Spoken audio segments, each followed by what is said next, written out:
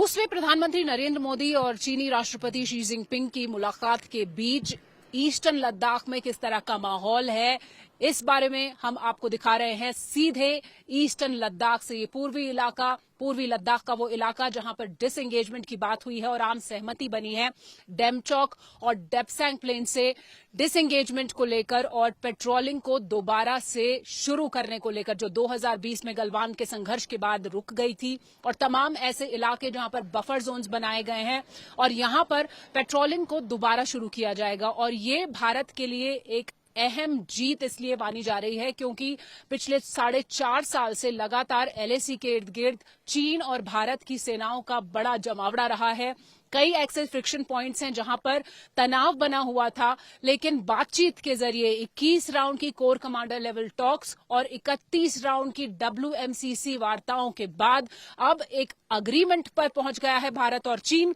जहां पर पेट्रोलिंग की शुरुआत होगी। और इस बात की पुष्टि डॉक्टर S जयशंकर, जो विदेश मंत्री हैं, उनके साथ साथ विदेश सचिव विक्रम मिस्री ने भी की और उन्होंने कंफर्म किया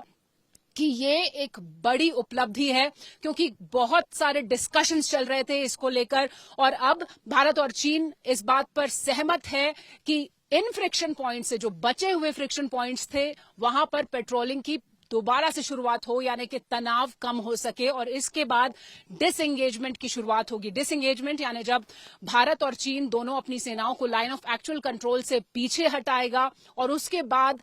डिसएंगेजमेंट, डी एस्केलेशन और डी इंडक्शन हो सकेगा, यानी पूरी तरह से तनाव कम हो सकेगा। तो यहां पर ईस्टर्न लद्दाख में जब डिसएंगेजमेंट की खबर आई है तो क्या माहौल है और इसका क्या प्रभाव है, हम आपको ये बताते रहेंगे। किस तरह से यहां पर भारतीय सेना के प्रमुख जो चीफ हैं, आर्मी चीफ, उन्होंने ये भी कहा कि उन्हें इस वक्त सतर्क रहने की जरूरत है क्योंकि चीन ने जो भरोसा खोया है उसे वापस लौटने में वक्त लग सकता है। लिहाजा ये एक अच्छी शुरुआत है, पर ग्राउंड पर फिलहाल वो देखेंगे कि जो बफर जोन्स हैं जो भारत और चीन के बीच में बनाए गए हैं, उनमें एक बार फिर से चीन घुसपैठ करने की कोशिश तो नहीं कर रहा है। कॉन्फिडेंस बिल्डिंग मेजर्स को लेकर लगातार दोनों ही देश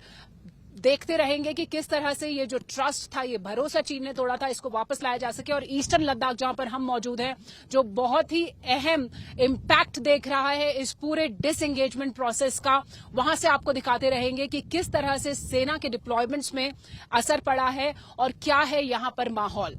कैमरा पर्सन पवन कुमार के साथ शिवानी शर्मा, ईस्टर्न लद्दाख आज तक।